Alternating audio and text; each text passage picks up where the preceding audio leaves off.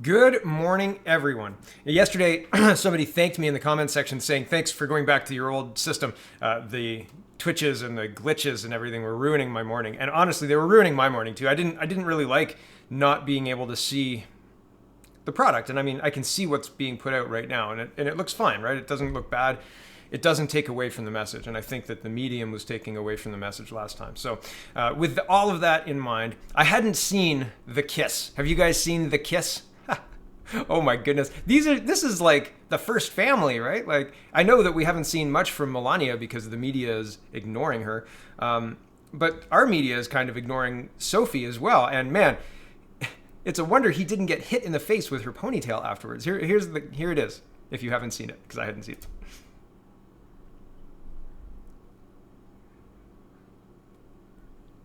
Whoa. Right, the speed at which that ponytail whipped back. Get him. Whoa. Unbelievable. Unbelievable. Just like how unbelievably shameless our media is in reporting stories like this. This is really interesting. This is the National Post, updated 24 minutes ago. This is like up to date. This is the most important story in Canada, according to the National Post. This is, boom, fresh off the presses. I don't understand how they can get it so wrong, other than they're just trying to drive a divisive racial wedge, and this is the best they could come up with.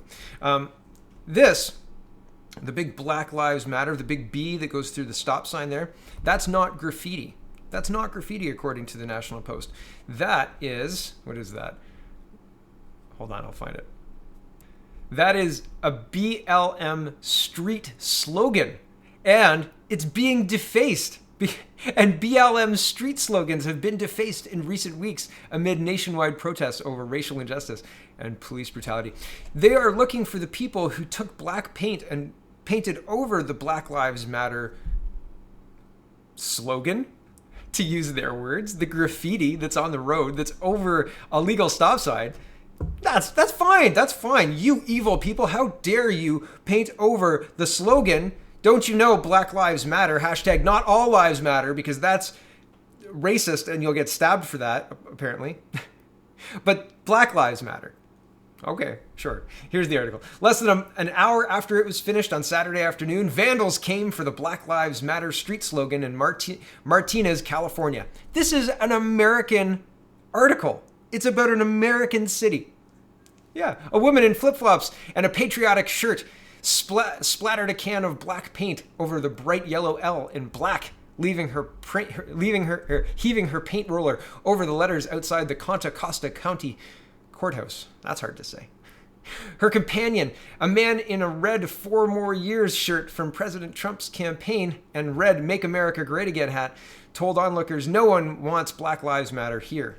I scroll down. The Martinez Police Department is searching for the 2 suspects in the latest incident of vandalism targeting Black Lives Matter street art, the department said Sunday. Okay, street art? It's just street art now. It's street art when somebody paints over a stop sign, Black Lives Matter. But it is vandalism when somebody takes black paint to undo the street art. We are in mental gymnastics area, folks. It's not unbelievable. I mean, like, if you believe that, and these people believe that anything that is not explicitly anti-racist is upholding white supremacy. So what the divide here, people are behind the 8 ball on this. And even I was behind the 8 ball on this. Like, I'm probably 6 months to a year late on understanding the culture war and just how serious these people are. They're not joking. They aren't going to stop. This isn't going to be a slow burnout. And I guess I thought it was going to be a slow burnout. But these people believe that anti-black racism and white supremacy really is the most important problem facing our country, Canada, right now, and the United States. And they want to tear down the old system. And by tear down the old system, I mean replace capitalism with communism. And they are doing it. They are doing it with the gleeful acceptance and acquiescence of the elected officials, from Guelph mayors to California and Martinez, California court offices and police who search for people who are doing this in contravention of the BLM street art. Like, this is real. These people are vandals. They are criminals. And they have co-opted the police department to believe that and to find these people and prosecute them. This is the idea of what the UK was doing with Twitter and thought crime on steroids. This is like the best possible outcome for people who want further mayhem, because now the police are on their side. Now the laws are on their side. You can cast anything you want as vandalism. This is vandalism. But the Black Lives Matter, that's street art. That's no problem. We just have to you are not allowed. And this woman says, Black Lives Matter isn't happening in my city. She says, quote, "We're sick of this narrative. That's what's wrong." The man responded, I guess it was the man. The narrative of police brutality, the narrative of oppression, the narrative of racism, it's a lie. The woman scrubbed away with her black paint roller, looking up to say, "Keep this shit in effing New York. This is not happening in my town." Okay, so the woman said, "Not happening in my town." And so she's a badass, right? But she's a vandal, according to the newspaper. This is where it's going. If you disagree, if you stand up and say this is not correct, this is wrong, the definition of racism is not anybody who stops disruption of the policies, anybody who stops the changing and modernizing of whatever to uphold the racist status quo, the racist police status quo, or the racist capitalist status quo. If you're in their way, you are contravening what they want to do, and you're a criminal. And they will do anything they can to ignore you, to laugh at you, to use the police to get you in jail, to use the media to intimidate you, not to dare go and paint over the BLM street art because you'll be labeled a vandal. That's racist. You understand what's going on. Like, this stuff needs to click together, and these people have a plan, and they are executing the plan by calling everybody racist until people agree. The police officers, they agree. There are other people who say, yeah, that's totally true. Definitely racist. Commissioner Lucky took a week to say, yep, RCMP, systemic racist. All of them, every single one of them, systemically racist. The whole system is racist. Oh, what's racist? Making women do 6-foot jumps. Yeah, right. You see how legitimate this is, but it doesn't seem to matter, right? They've inverted it successfully to the point where police are searching for these people, right? You see?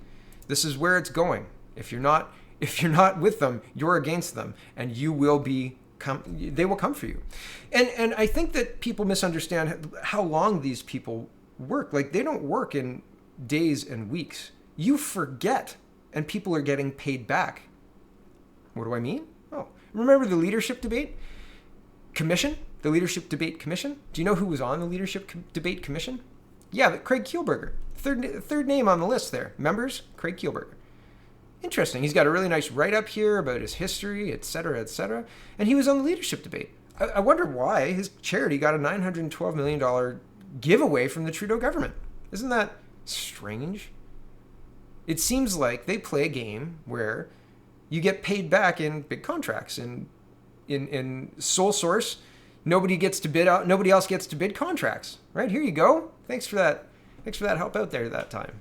Even though it didn't quite work out. Right?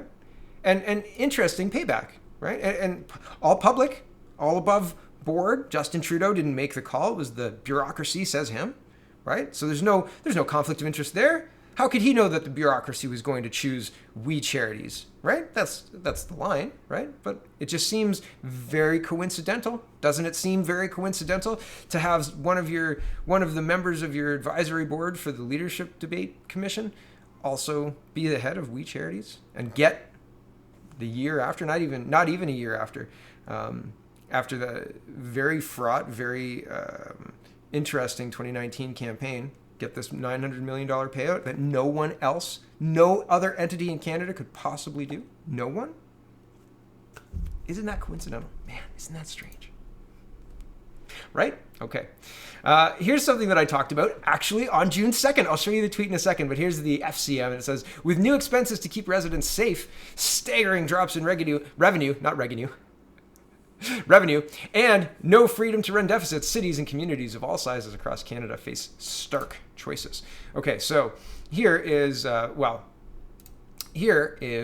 Mayor Guthrie a week ago on July 2nd saying, "Fantastic, let's help the most vulnerable in our communities!" Exclamation mark. Thank you for this funding announcement, Minister Steve Clark, PC, and Premier at Ford Nation. Okay, so the provincial government was giving, and Steve Clark is announcing, "Today I announce our government is investing an additional $150 million in new funding through our Social Service Relief Fund to address new COVID-related costs." The itinerary and the list of spending on there is very robust. I'd love to see it.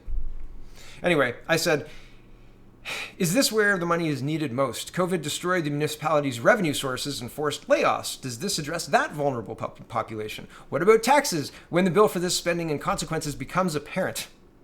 Just seems like virtue signaling. And that was on the 2nd. Fast forward to today, and Mayor Guthrie says, thousands of municipal employees across Ontario have been laid off, and cities, towns have had to suspend service and programs to avoid even bigger financial losses. Municipalities are critical for economic recovery. That can't happen if we continue to bleed a bunch of money emojis. Lumico. I think maybe I would just say money. Thanks, Mr. Cope. Anyway, back to this. Ontario mayors and chairs issued emergency call for financial support. Municipalities face difficult choices, major tax hikes, and cuts to service. July 6th. So this was yesterday. Today's July 7th. Today, mayors and chairs from across Ontario, represented by the Associations of Municipalities of Ontario, the mayors and regional chairs of Ontario, and the large Urban Mayors Caucus of Ontario, met to discuss the COVID-19 financial emergency. Ontario municipalities are speaking with one voice to deliver one important message. Our residents cannot wait any longer. To protect municipal services, we need immediate provincial and federal support to cover lost revenue and additional costs caused by the COVID-19 crisis. This call for action by Ontario municipalities is part of a national effort led by the Federation of Canadian Municipalities to secure at least $10 billion in emergency relief for Canadian municipalities to be funded 100% by the federal and provincial governments. Municipalities across Ontario have been on the front lines of keeping people safe during COVID-19. This has meant hundreds of millions of dollars in additional costs and lost revenues. The FCM proposal would provide approximately $4 billion to Ontario municipalities to offset the lost transit revenues and added service costs, but so far there's been no clear signal of the timing and level of the joint federal-provincial financial assistance program. Where's the other $6 billion going is my quick question. Just like wages, maybe, I guess? I don't know. But they asked for 10 and they said 4 billion is going to municipalities. So are we donating the other 6? I'd really like a full accounting, because Trudeau seems to think it's appropriate to send our money out of Canada quite a lot, especially, and it's clearly not, considering where our municipalities are at and what they're asking for, right? Back to this. Time for a commitment is running out now, halfway through the budget year. Municipalities have no choice but to consider plans to balance the budget by raising property taxes, user fees, and charges, or cutting services. Difficult conversations about cost-saving service reductions are taking place at council meetings across the province, including supports to children, families, and seniors, reducing or canceling transit services, staffing adjustments, including layoffs and delaying or canceling hiring, reducing essential services, including public health, fire, paramedic, and police services, closing parks and cultural sites and canceling recreation programs, slower land use planning reviews and development approvals, and canceling or deferring critical infrastructure and affordable housing projects costing construction jobs. By acting now to confirm relief for municipalities, senior governments can avoid these unforeseen property tax increases. Senior governments can avoid these unforeseen property tax increases and destructive cuts to frontline municipal services. Cuts or property tax increases will unfairly hurt the very same people that the federal and provincial governments have spent billions helping during the pandemic. Municipal services are also key to safely reopening the economy. Investing in municipalities will ensure they continue to provide services needed to help restart their local economies. We truly appreciate the commitments that both Premier Ford and Prime Minister Justin Trudeau have already made to support the municipal services during this crisis. The millions of Ontarians we collectively serve are counting on all governments to work together now to address this urgent problem. Our residents need support now. The time is up for federal-provincial wrangling about how to share the costs. We strongly encourage the federal government to address this in their fiscal update this week. It's a real issue. It's a real issue. It's been a real issue since the beginning of this. It's been a real issue. And I understand that Mr. Guthrie has to make the most of what he's got here and say, thanks for the money. I get it. He can't necessarily look a gift horse in the mouth. But holy crap, it's time to talk and call these politicians out. tossing billions of dollars, hundreds of billions of dollars to We Charity, but not doing anything for the municipalities, giving money to special services and ignoring Alberta, giving money to Quebec and ignoring Alberta, right? It's just, nobody seems to be calling this stuff out. And like, I'm talking more media than politicians, but even if the politicians call it out, it's spun in an interesting way in the media. And you have to be nice. You can't go in there guns a-blazing. In our bureaucracy, in our Canadian polite world, if you go in there guns a-blazing, you just get branded somebody as somebody to not take seriously. So you have to play their game, right? So you have to use the right language, right? Magic words, right?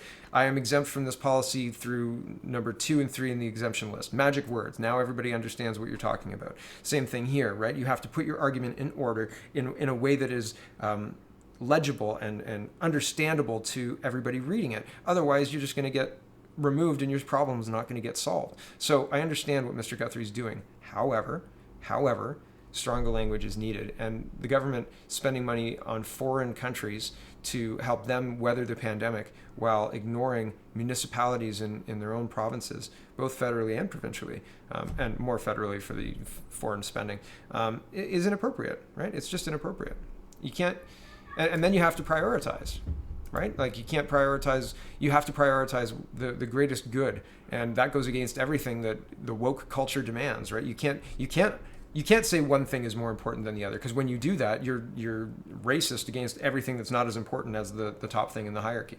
But there needs to be something. There needs to be something more important than anything else to do. Here's a disturbing sign at the Ukrainian-Canadian Congress. It says, a memorial to the victims of communism, and it says communism will win in spray paint. Terrifying. I hope not. I hope not. There have been wars fought about this. And if this continues, like I said, these people are not joking. Antifa is willing to use violence, and that's an understatement. Here's a Toronto police update. Toronto Council votes against defunding the police budget, approves various reforms. I'm not going to get into the reforms, but at least they said no to defunding the police. That's an interesting thing to come out of council. So everybody, when the chips are down, everybody agrees that police are needed and funding police is necessary. People pay taxes for police. I think that would be among the top of the hierarchy, right? Law and order is up there. But when the chips are down, the mob loses. So what does that say about what they're asking for? It's not realistic. It's not a realistic demand. It's not going to happen. There's no public will for that, right? Regardless of the big protests. And the media makes a lot of hay out of it. And the media gives false credibility to this push, but it shouldn't. It's really, really inappropriate. Here is the weirdest news I saw yesterday. The government has increased the number of screening officials at airports and placed public health officials at the Canada-US land border for the first time since the pandemic began. Maybe they're losing control. Maybe people just don't believe it because they've not done anything up till now. So, except mandate masks, which is ineffective, and we're going to get into that now. But Rick McDonald says, breaking news, the horse has not only left the barn, but he ate the garden clean, crapped on the porch, and jumped the tractor. Closing the barn door now is pretty much the most idiotic thing I've read on the internet. Bravo, Justin. Justin should win an award. It's so late. It's like starting contact tracing now. Like, it's in the community. You can't... This thing is, the genie's out of the bottle. There's absolutely nothing that any tracing is going to do other than limit the people who limit their freedom, right? And no, it is not worth it. I don't agree. And the government is going to have to do a lot more than to mandate testing or mandate any of these things in order to get me to comply. And they need to explain themselves much better. Their inaction, much better. They have not done anything to protect the population in Canada. They're landing flights from infected areas and have been since the start of this thing. And they didn't bother contact tracing. So you're going to contact trace the public, the Canadian public now? Yeah, get bent. I don't think so. And it's inappropriate, right? It's inappropriate. They cannot justify their inaction by now cracking down on Canadians' freedoms and liberties. And it's not appropriate. It's ridiculous. And I mean, honestly, this government is just terrible, awful. I was talking yesterday about boxes saying that this is not protection against COVID-19. Here is that box. It was on Twitter. I saw one in the store. I was walking by and it says it on the thing, and I laughed. I should have taken a picture, but I was like, really? Like, okay, we're all doing this for COVID-19. So what are we doing this for? What are we putting the mask on for if it says explicitly it's not a protection against COVID-19? It says this product is an ear loop mask. This product is not a respirator and will not provide any protection against COVID-19 or other viruses or contaminants. And again, I understand that the whole point is to prevent your droplets from falling onto the ground or onto a box or something to that effect, and that protects the other people and it doesn't protect you, right? And that's what the warning is about. I get it. But the virus is 1 micron big. So if you exhale, the virus is in your excellent. So, it negates the whole purpose. It's like going into a clean room, a room where you have to wear those big, like an outbreak, right? And be connected to the oxygen outside of the room and the whole thing. If you go in there and then you don't connect to oxygen, right? Like you're just breathing the air that's in the room. It doesn't make it, like you're exposed, man. You're going to die of the outbreak thing. It doesn't work. It's faulty. It's false. The logic just it doesn't make any sense. And I pinned a tweet that has 3 different things talking about how it's unlikely, very rare for you to get COVID-19 by picking up inanimate objects. It doesn't live long enough.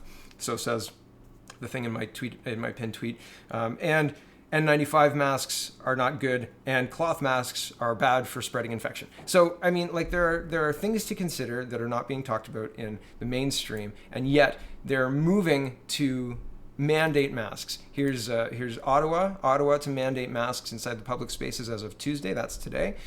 Here's Waterloo. Mandatory mask bylaws come into effect July 13th in Waterloo region. And there are exceptions as there are to everything. But they're moving to do this. And what is this accomplishing? It is doing this 4 months, 5 months into the pandemic, does nothing. Like the genie's out of the bottle. It is not, I believe that it is not helpful. It doesn't do what the politicians and the general public believe it does.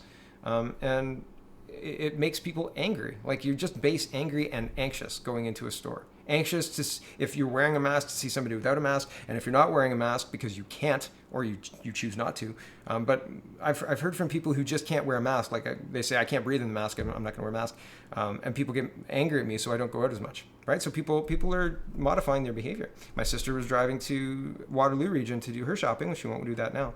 Here is a thread that I came across that I thought was worth reading, and then we'll finish off with a couple of appointment news. It's very interesting, that appointment. Anyway, this thread says, according to Health Canada, it's clear that the science on face masks has not changed. What has changed is public pressure. Ottawa, MOH, Dr. Etches, even said her mandatory order was because businesses wanted it and even wanted an even playing field. It's a PR exercise. Here's non-medical masks and face coverings from the Canada.ca website. Link is in the description. And it says, wearing a mask alone will not prevent the spread of COVID-19. You must consistently and strictly adhere to good hygiene, public health measures, including frequently hand washing and physical distancing. And here is non-medical masks or face coverings should not be placed on anyone unable to remove them without assistance, or anyone who has trouble breathing. Not be placed on anyone under 2 years of age, presumably because they can't articulate, hey, I can't really breathe, like you should take this off. And they'll also just take it off, but they can't tell you. But you shouldn't wear them if they limit your breathing. Limitations: homemade masks are not medical devices and are not regulated like medical masks and respirators. They have not been tested to recognize standards. The fabrics are not the same as used in surgical masks or respirators. The edges are not designed to form a seal around the nose and mouth. These types of masks may not be effective in blocking particles that may be transmitted by coughing, sneezing, or certain medical procedures. They do not provide complete protection from virus particles because of potential loose fit and the materials used. Some commercially available masks have exhalation valves that make the mask more breathable for the person wearing it, but the valves allow infectious respiratory droplets to spread outside the mask. Masks with exhalation valves are not recommended because they don't protect others from COVID-19 and don't limit the spread of the virus. So cloth masks don't. Masks with respirator holes don't. I've walked around stores and seen people in stores with the masks around their nose because it clearly prevents them from breathing right. So humans humans protect themselves. So people move it below their nose, right?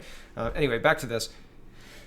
And They were right the first time when they said people will have a false sense of security, says Jackie, and with that they will be less diligent about the other measures that have worked best thus far, distancing and hand washing. Meanwhile, where are we with widespread testing and contact tracing? All of this to say I've lost confidence in the public health officials, and this is just the latest example of why, and I understand others who also have and are balking at mask wearing as a result, mandatory mask wearing. Don't believe this is a feel-good PR exercise from Ottawa's own release on the mandatory mask directive. It makes people feel more comfortable. Mask wearing doesn't make us impervious. Don't kid yourself. And this is the public health. It's a screen grab. You can read the whole thread. Link is in the description. But yeah, it's really interesting to watch the politicians fall in line with public demand, and the public demands something that is really not in its interest, right? Like somebody should tell them, but the media is not. The media is not. Okay, moving on to the Bob Rae appointment. Bob Rae is appointed as Canada's ambassador to the United Nations. Rae, he was the former interim federal leader of the Liberal and NDP Premier of Ontario from 1990 to 1995, has recently served Canada as special envoy on humanitarian and refugee issues. So now he's going to be the ambassador to the United Nations. I'm not surprised by this appointment, although, Rae was eyeing up leadership. He was eyeing up, he wanted to be the Liberal. He wanted to be Justin Trudeau. And they said, no, you're not even going to run a leadership campaign against him. You get to be interim leader. You get to keep the seat warm. That's it. Last story for this morning is Trudeau declines Trump invite to NAFTA meeting in D.C. Prime Minister Justin Trudeau will not be traveling to Washington, D.C. this week after some deliberation as to whether he'd attend a meeting with Mexican President Andrés Manuel López Obrador and U.S. President Donald Trump. We wish the United States and Mexico well at Wednesday's meeting. While there were recent discussions about the possibility of possible participation of Canada, the Prime Minister will be in Ottawa this week for scheduled cabinet meeting and the long-planned sitting of Parliament, the Prime Minister's office said in a statement. I wonder how long ago they had this date, because it wasn't too long ago they came up with the 4 sitting dates for Parliament in the summer, and it's just so coincidental. Man, isn't that just shucks, eh? And it has nothing to do with Mr. Traversy and the legal documents that were submitted to the U.S. Embassy on July 1st. Probably not. Probably doesn't. Justin Trudeau probably doesn't even know about that. He probably doesn't. Maybe one of his lawyers knows, and they're like, oh yeah, there might be an issue here, but we'll see if we can make it go away. Blah, blah, blah, blah, blah. Go away legally, right? Legally in the above board, go away, right? See if there are legal channels to explore to make it go away, right? And I'm not implying any nefariousness at all. I'm saying that I'm sure that Justin Trudeau, if he knows about it, isn't worried about it. Not yet. And I don't know. I don't know what's going to happen. Twists and turns and all that other stuff are happening in our world, right? Clearly, despite all evidence, masks are mandatory. Despite evidence to say that it is not really in the public good, masks are mandatory. So, I mean, anything's possible, right? Anything's possible in this crazy world. Thanks for watching, everybody. Check out CanadaPolling.com. Check out CanadaReport.co. Check out SpeakingMoistly.co. I've got one recording today and one recording on Thursday, and so I'm looking forward to those. It should be fun. And have a wonderful, wonderful day.